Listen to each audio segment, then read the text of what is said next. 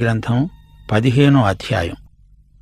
ఈ అధ్యాయంలో మన నాలుక, మన కన్ను, ఈ రెండు అవయవాలు ఎంత ముఖ్యమైనవో స్పష్టంగా చూపబడింది. మొదటి వచనం, మృదువైన మాట కోపమును చల్లారుస్తుంది, నొప్పించే మాట కోపమును రేపుతుంది. జ్ఞానుల నాలుక మనోహరమైన జ్ఞానాంశములు పలుకుతుంది. బుద్ధిహీనుల నోరు మూఢవాక్యాలు కుమ్మరిస్తుంది. అబీగయీలు, నాబాలు అనే దంపతులను గుర్తు తెచ్చుకోండి. ఆమె మంచి గృహిణి, ఆదర్శ మహిళ. ఆమె భర్త మూర్ఖుడు, అయితే ధనికుడు. అతడు పశుప్రాయుడు.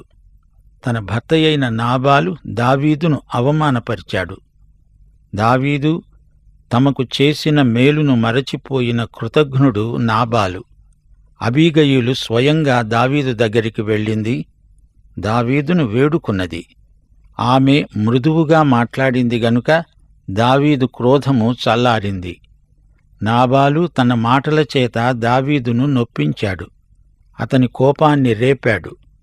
అబీగయీలు నాలుక మనోహరమైన జ్ఞానాంశములు పలికింది, అయితే నాబాలు నోరు మూఢవాక్యాలు కుమ్మరించింది.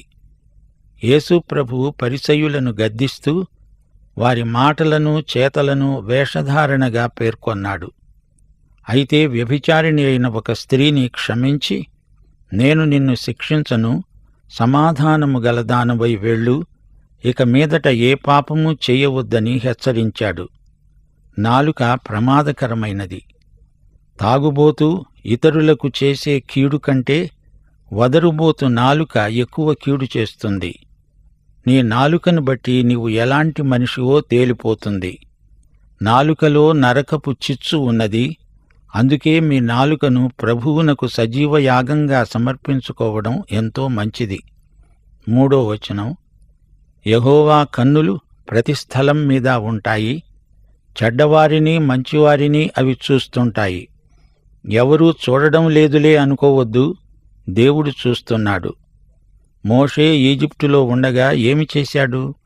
ఈజిప్టు దేశీయుడు ఒక ఇశ్రాయేలీయుణ్ణి బాధ పెడుతున్నాడు.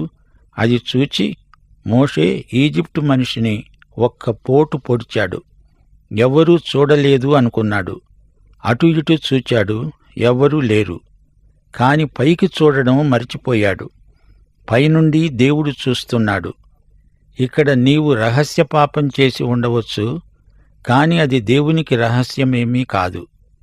యెహోవా కన్నులు ప్రతి స్థలంలో ఉన్న మంచివారిని చూస్తాయి, చెడ్డవారిని కూడా చూస్తాయి. సాత్వికమైన నాలుక జీవవృక్షం.